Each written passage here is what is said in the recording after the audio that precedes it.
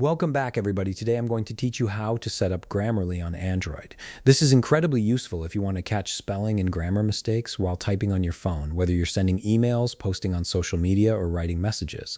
Let's jump right into it.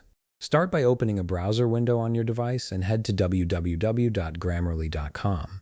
If you haven't already signed in, you'll need to do that now using your Grammarly account credentials.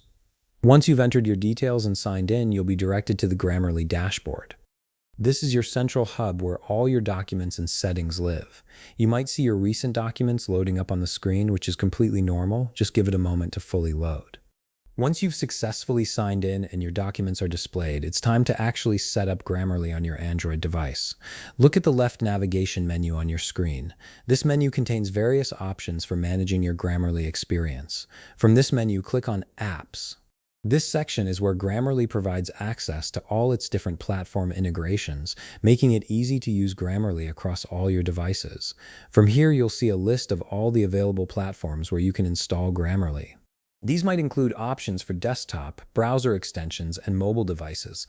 Look through the list presented and find the option labeled Grammarly for Android. Once you spot it, simply click on Install.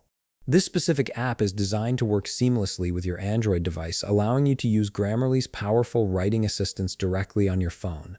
The installation will begin, and depending on your internet connection, it may take a few moments to complete.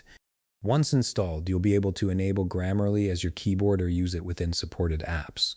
And that's it. You've now set up Grammarly on your Android device, giving you access to grammar and spell checking wherever you type. If you found this video helpful, please leave a like, subscribe, and see you in the next video.